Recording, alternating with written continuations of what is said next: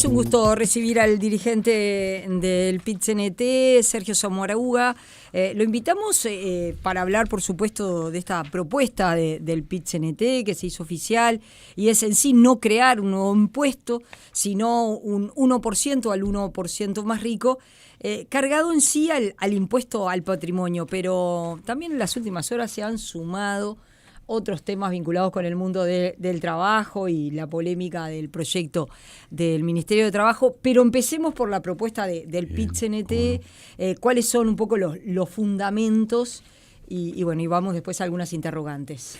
Bueno, muchas gracias por la invitación, un saludo a la audiencia. Yo creo que hay una valoración profunda para compartir con respecto a los fundamentos y por lo tanto también a la pertinencia, a la necesidad y a la legitimidad de nuestra perspectiva. Desde nuestra perspectiva, la sociedad y los distintos agentes que constituyen la sociedad tenemos que hacernos una profunda autocrítica en relación a los distintos modos de justificación y de naturalización de la pobreza en los hogares que tienen niños, niñas y adolescentes, ¿no?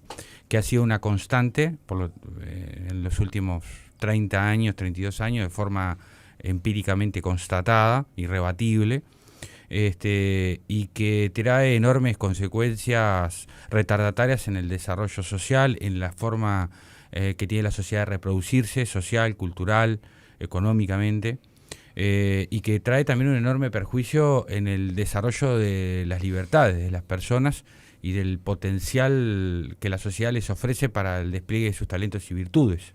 Es decir, cuando nosotros condenamos a la pobreza a los niños y a las niñas, estamos generando una profunda herida a la propia sociedad.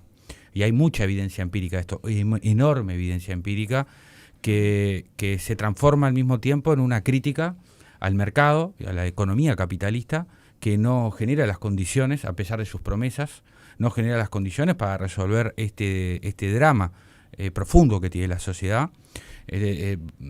Vale decir con esto, y una digresión puntual, que 1 de cada 3 niños hoy, en el siglo XXI, en 2025, en Uruguay, en un país que tiene una reproducción demográfica descendente, que nacen menos niños de las personas que mueren, en esa situación tan complicada estamos, 1 de cada 3 niños está por debajo de la línea de la pobreza.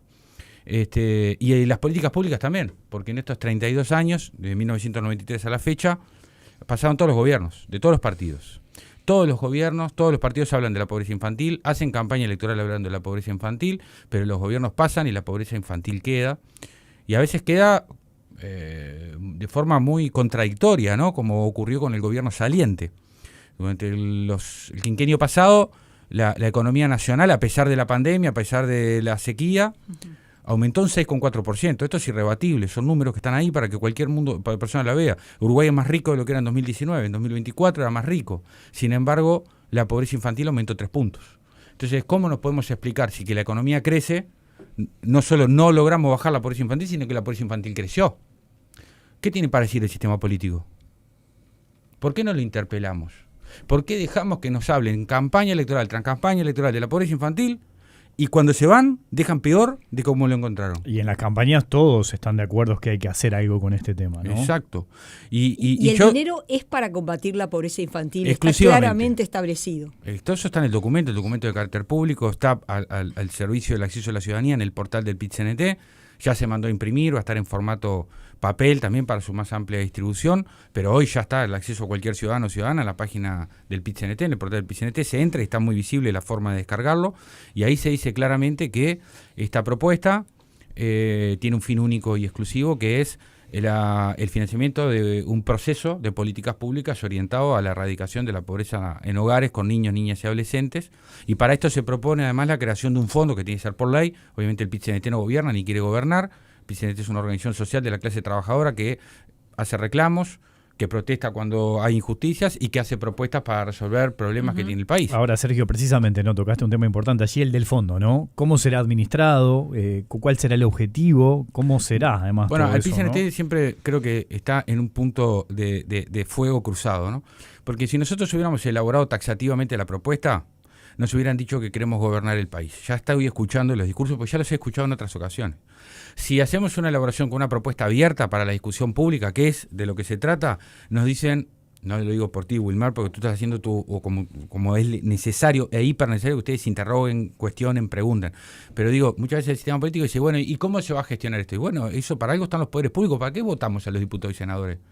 ¿No? La idea, lo que se propone es que se fonde un fondo estatal, interinstitucional, con una jefatura política clara, digamos, Ana María Mizrahi, no sé, no importa. Una persona que no es la responsabilidad encargada de dirigir ese fondo y la que se tiene que hacer cargo ante la sociedad de la gestión de esos recursos. Y además planteamos en el documento que los recursos tienen que tener una trazabilidad socialmente controlable. Tiene que ser auditable institucionalmente y socialmente controlable. ¿Cómo? Publicando en una página web para que todo el mundo tenga acceso. Cuánta plata entra, cuánta plata sale y en qué sale. Cuánto se queda en la burocracia, cuánto va efectivamente al destino final. Y ahí nosotros incluso hacemos 3 propuestas como núcleos programáticos proactivos. Tampoco hacemos un diseño acabado de política pública porque entendemos que no es nuestro menester, pero sí hacer, digamos, una hoja de ruta, una gran coordenada de por dónde deberían ir esos fondos. Y ahí nosotros establecemos 3 componentes. Un componente que tiene que ver con las transferencias directas a los hogares con niños, niñas y adolescentes por debajo de la línea de pobreza. El fundamento de esto es que hay un estudio de UNICEF que no ha sido rebatido, que establece que los hogares por debajo de la línea de la pobreza, en promedio, están 15.000 pesos por debajo de el ingreso económico necesario para estar por debajo de la línea de la pobreza. Por lo tanto, si queremos dar un combate a la pobreza infantil, tenemos que aumentar las transferencias para que haya condiciones en esos hogares de mejor acceso a bienes y servicios. Por otra parte, un segundo componente que tiene que ver con el hábitat, que tiene que ver con la construcción de vivienda decorosa, que tiene que ver con la construcción de calles iluminadas, que tiene que ver con el saneamiento, que tiene que ver con las plazas públicas, que tiene que ver con un barrio mínimamente decente como toda persona merece. Y un último componente que tiene que ver con el Sistema Nacional de Cuidados, porque también es una realidad sociológica que la mayor parte o que un alto componente de los hogares con niños, niñas por debajo de la línea de la pobreza tienen jefatura femenina. Por lo tanto, el Sistema Nacional de Cuidados es otro componente clave a nuestro entender del financiamiento de estas políticas. Y termino con este razonamiento. Nosotros no decimos que esto se resuelve en un año, en 2 o en 3. El problema de la pobreza infantil es estructural, es multidimensional, es complejo y por lo tanto nosotros estimamos a través de los estudios que hemos realizado y con los especialistas que hemos conversado que por lo menos se requiere un proceso de 10 años de acumulación en el despliegue de políticas públicas con un fuerte financiamiento, que es lo que procura esta propuesta, para que Uruguay pueda sacarse la vergüenza moral de ser uno de los países del mundo con mayor nivel de infantilización de la pobreza. Aquellos que dan argumentos en contra de las cuestiones que señalan es que hay muchos países donde hay un sistema político, hay políticos que están a favor, pero en los hechos nadie lo instrumenta.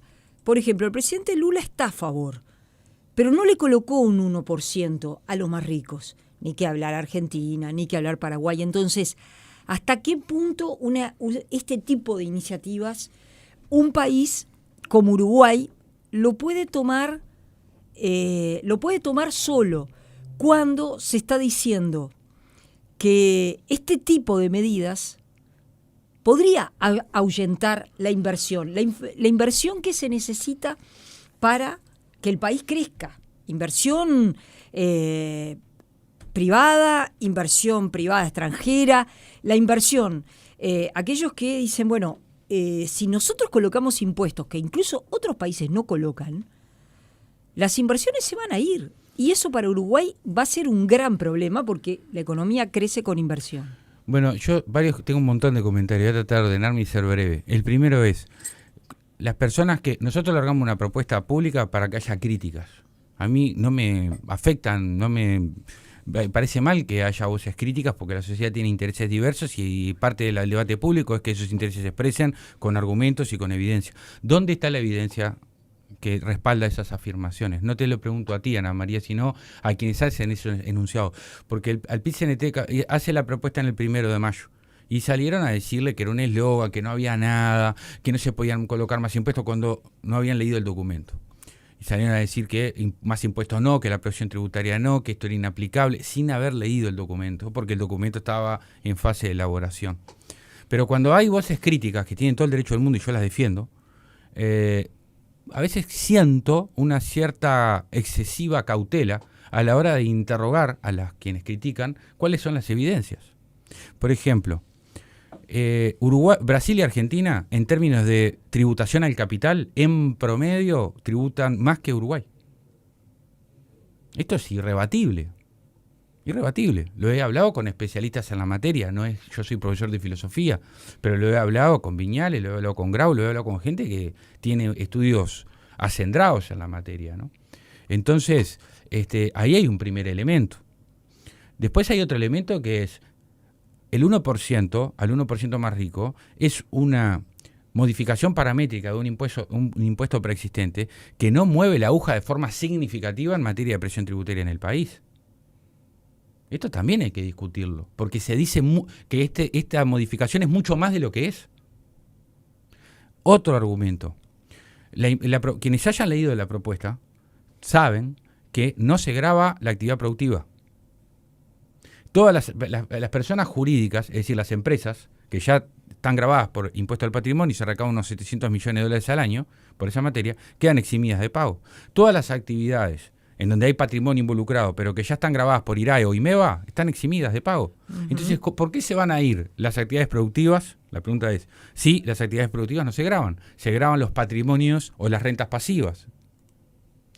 Entonces, ahí también, y después un último argumento, hoy, sin impuesto al 1% más rico, el 1% más rico, entre personas físicas y personas jurídicas, entre individuos y empresas, tienen por lo menos un 80% del Producto Bruto Interno en activos financieros en el exterior. No los han invertido en Uruguay.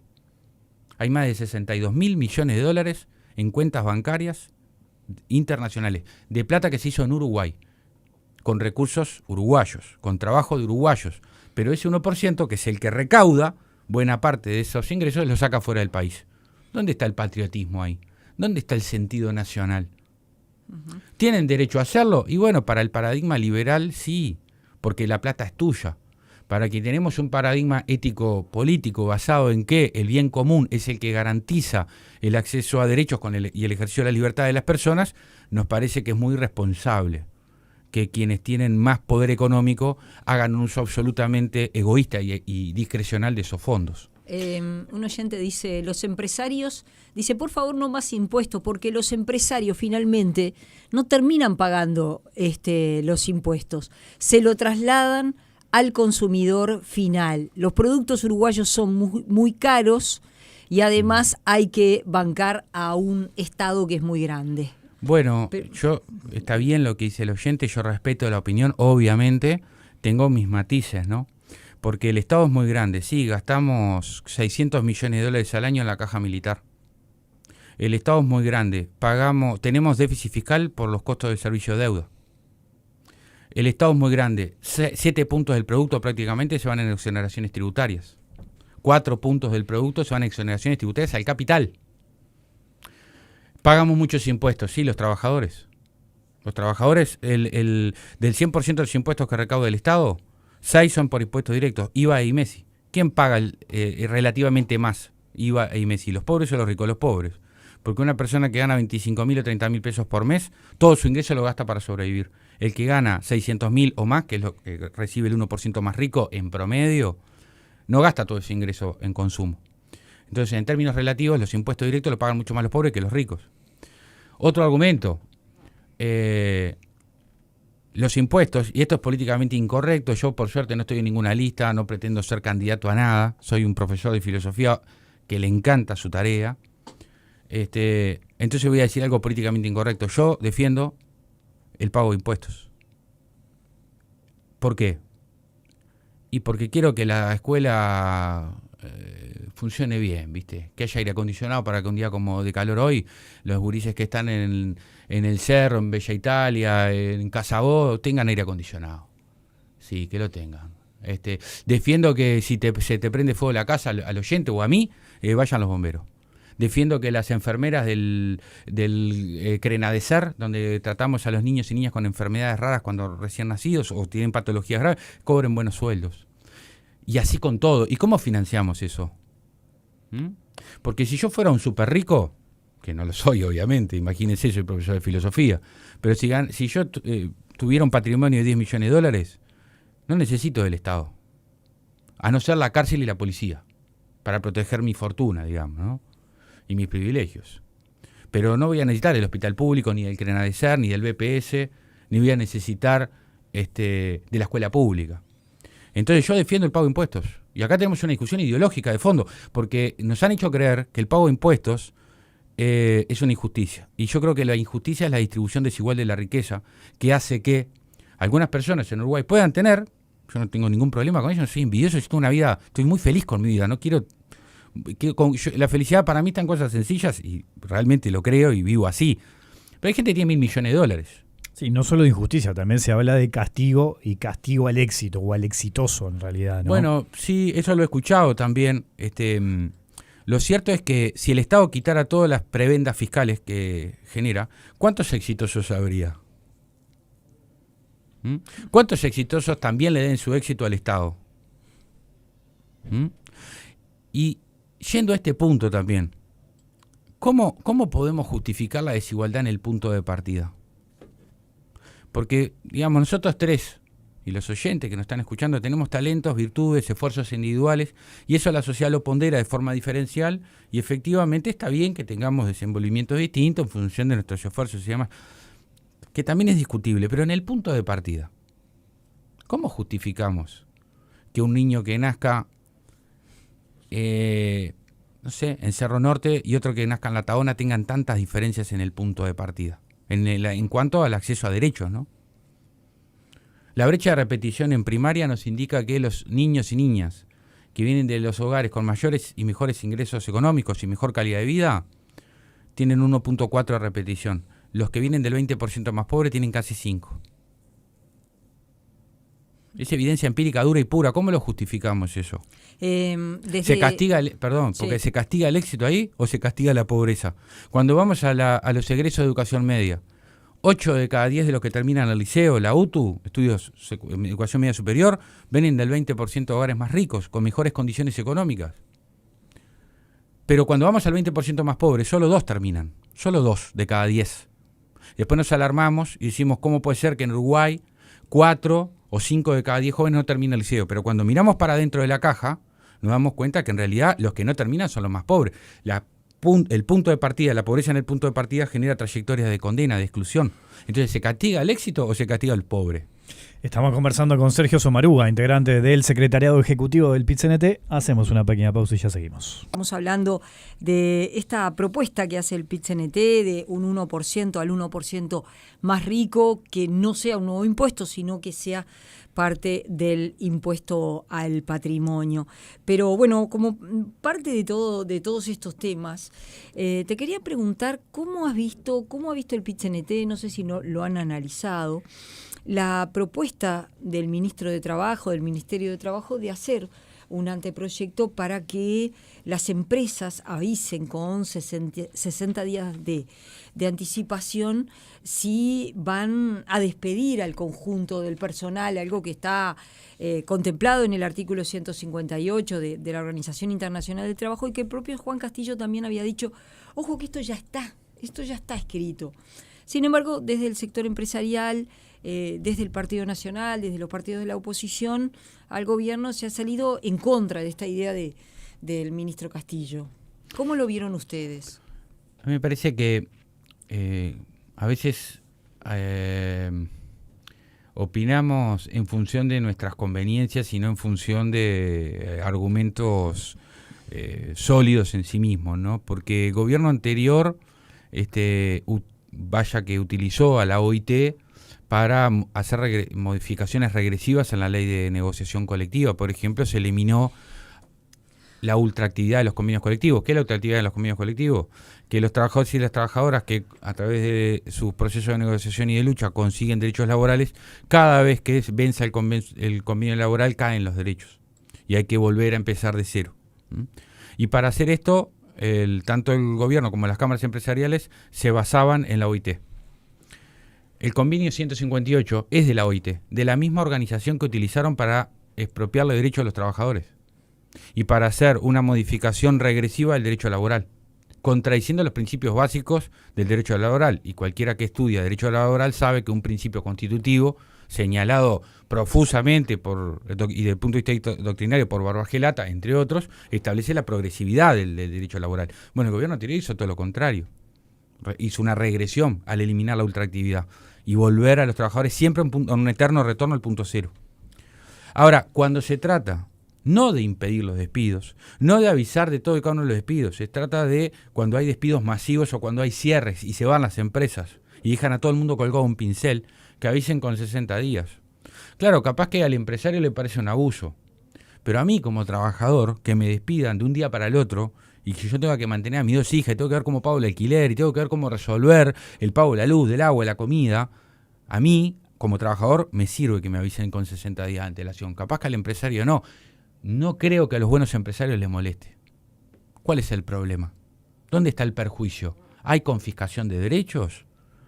¿Se les mete la mano en el bolsillo? ¿Se le está poniendo un revólver en la cabeza? ¿Se le está diciendo, se le está prohibiendo el despido? ¿Se le está diciendo avisar 60 días antes para que la gente se pueda ordenar? ¿Cuál es el crimen? ¿Dónde está el malestar? ¿Por qué no se piensa a veces en el trabajador, en la gente común? Pensemos un poco en la gente común. Dejémonos de pensar siempre en los que tienen el sartén por el mango. También el argumento ha sido que puede ahuyentar inversiones, todo este conjunto de regulaciones que se debaten en el Uruguay. Lo que pasa es que los países no son una oportunidad de negocio solamente, los países son su gente. Y yo no estoy hablando de que no me importan las inversiones, ni la macroeconomía, ni que vengan capitales. No estoy hablando de eso. No estoy hablando de eso. Estoy hablando de cuál es el punto. ¿Dónde está el Rubicón? ¿Cuál es el límite? Todo al servicio de la inversión. Miren lo que pasó con UPM. O Monte del Plata. Que pasó en todos los gobiernos, en todos los partidos. El Estado de sirvienta de los grandes capitales. Le entregamos recursos naturales, le entregamos exoneraciones, le entregamos prebendas jurídicas, por ejemplo, soberanía judicial, ¿no? Hay que hacer reclamo en el CIADI, en el Banco Mundial, no en el Poder Judicial Uruguayo. Entregamos todo.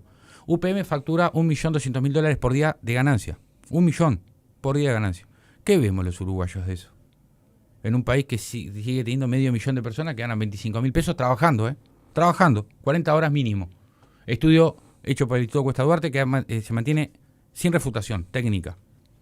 Tenemos 500.000 de trabajadores que ganan 25.000 pesos. UPM factura $1.200.000 por día, por una de sus plantas. Tiene 3. Hay 3 en Uruguay, 3 plantas. Uh-huh. Entonces...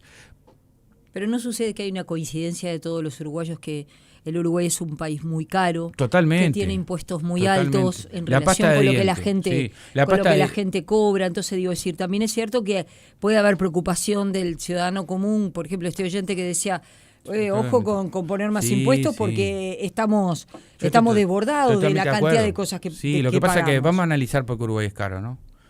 Hay varios componentes, no es solo uno. Somos un país chico, y demográficamente chico, y somos un país con niveles de bienestar altos comparados con las sociedades fallidas que tenemos en América Latina. Miremos Perú, 7 gobiernos, 7 años, todos los presidentes presos, un desastre, ¿no? Miremos lo que pasa en otros países. No quiero hablar mal de ningún país hermano de Latinoamérica, pero miremos lo que son otros países. Miremos la situación de Paraguay, un 10% de impuestos, pero miremos cuál es la realidad social de Paraguay, ¿no? Entonces, Uruguay es un país caro porque somos demográficamente chicos, no territorialmente, pero sí demográficamente chicos, ese es un elemento.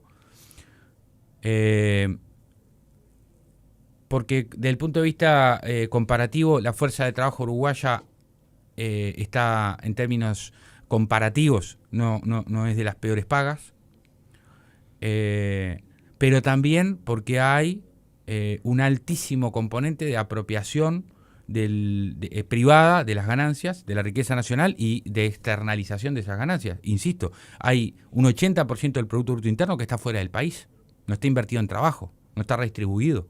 Si esa plata estuviera en el mercado interno, ¿sería Uruguay tan caro? Y después otro componente. ¿Quién controla a los grandes? ¿Y por qué no está en el discurso público el control al oligopolio importador?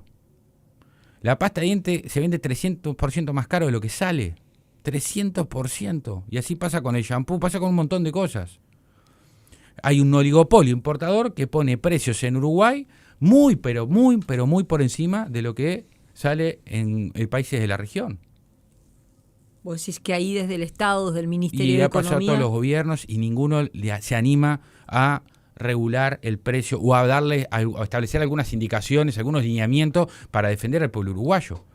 Entonces vienen las capitales a invertir, las grandes empresas que hacen lobby importador y después te colocan los precios que quieren. ¿Quién defiende al consumidor ahí? También desde el gobierno anterior, Sergio, se señala que un gasto que tiene el Estado y que no termina de resolver, por ponerte un ejemplo bastante emblemático, es la planta de Portland de ANCAP, que desde hace mucho tiempo lleva más de 20 años perdiendo millones y millones de dólares. Entonces, los trabajadores dicen, se pierden millones de dólares porque no se invierte.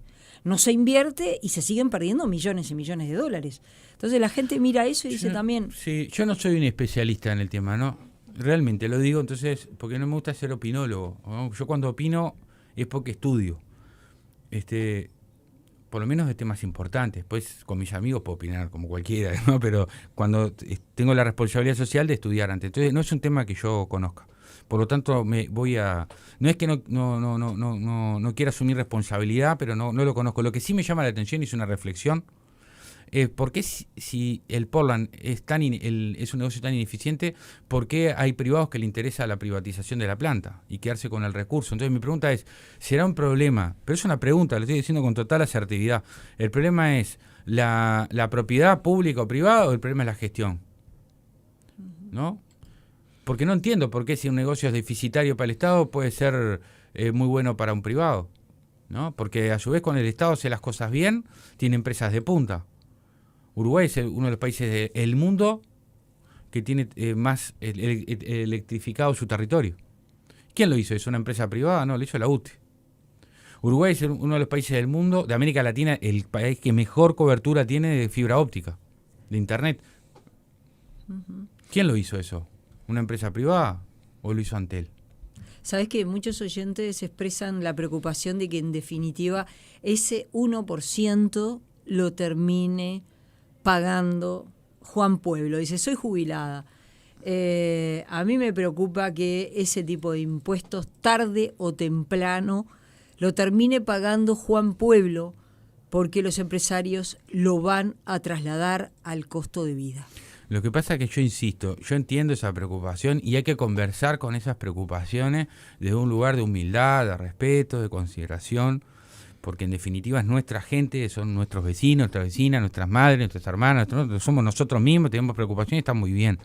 Yo lo que me parece importante esclarecer desde el punto de vista conceptual es que esta sobretasa del 1% al 1% más rico, el 99% de la población no lo va a pagar, primero que nada. Segundo, no es una sobretasa que se aplique sobre la actividad productiva, o sobre la actividad comercial, o sobre la actividad laboral, es sobre el patrimonio pasivo, por decirlo así, sobre la renta pasiva.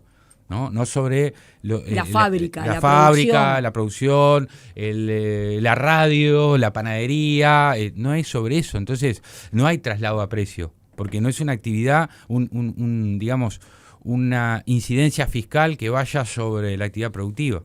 Pero bueno, entiendo que esa preocupación exista y sé que la persona que dijo eso también le preocupa. Infiero, ¿no? Pero estoy casi seguro porque a todos los uruguayos, voten lo que voten, les preocupa la pobreza infantil. Pero lo que pasa es por qué siempre a todos nos preocupa, pero terminamos no haciendo nada. Sergio Sommarúa, integrante del secretariado ejecutivo del PIT-CNT, gracias por tu participación esta tarde en Palabras Cruzadas. No, gracias a ustedes, espero haber colaborado con la comprensión pública y muy agradecido de la invitación.